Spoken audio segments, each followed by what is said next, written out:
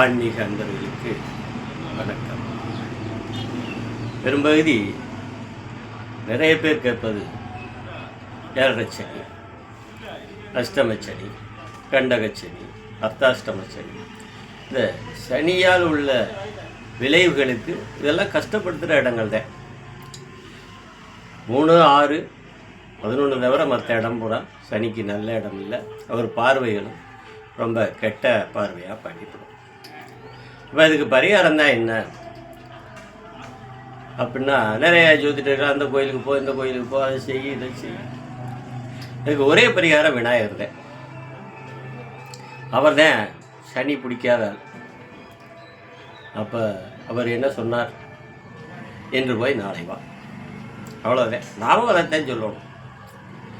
அப்போ தினசரி விநாயகர் வழிபாடு. தினசரி ஒரு அரச மரத்தடியில் விநாயகரை ஒரு சூடத்தை ஏற்றி வழிபட்டு வந்துட்டோம்னா, தொல்லையும் சொல்லிட்டு வந்துட்டோம்னா, அன்னைக்கு நம்ம சனி நம்மள்கிட்ட அணுகாது.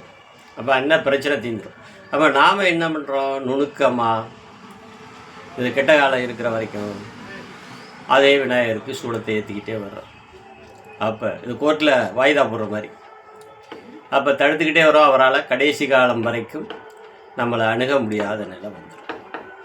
அப்போ அதோட இந்த பரிகாரங்களை நம்ம செஞ்சுக்கலாம்.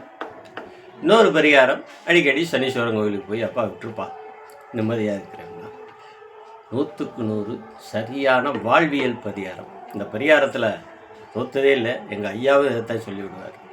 சிரமப்பட வேண்டாம்டா, அந்த கோயிலுக்கு போக வேண்டாம், இந்த கோயில் சனீஸ்வரன் கோயிலுக்கு போக வேண்டாம், அந்த பரிகாரத்தை பண்ண வேண்டாம், இதை பரிகாரம் நேராக விநாயகருக்கு ஒரு சூடத்தை ஏற்றி ஒரு வழிபாடு பண்ணிட்டு வந்துரு. அதை தினசரி செய். இந்த காலம் முழுவதும் தினசரி செய். அப்போ அன்றைக்கு அணுக மாட்டார்ல. இப்போ மறுநாள் பிடிக்க போகிறப்ப நம்ம மறுநாளும் போய் அதே கோரிக்கையை வச்சுடுறோம். இப்போ விநாயகருக்கு அதுதானே அவர் சொன்னார், இன்று போய் நாளை வா. அப்போ விநாயகர்கிட்ட மறுநாள் போகும்போது அவர் சொன்னார், நேற்று என்ன சொன்னேன்?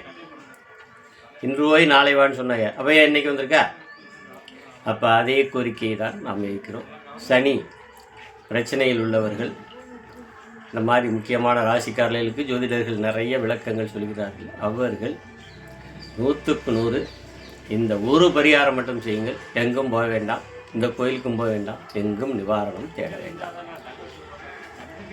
ஆன்மீக லைனில் நிறைய இந்த பரிகாரத்தை மட்டும் செய்யுங்கள்.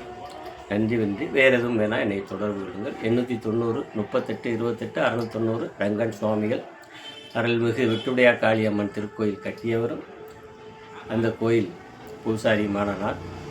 இந்த கோயில் எங்கே இருக்குதுன்னா, குன்றக்குடி அருகில் உள்ள மயிலாடும்பாறையில் இருக்கின்றது. ஐயா, அங்கே இருந்தால் பேசுகிறேன். நன்றி, வணக்கம். வாழ்க்கையில் வளம் பெறுங்கள்.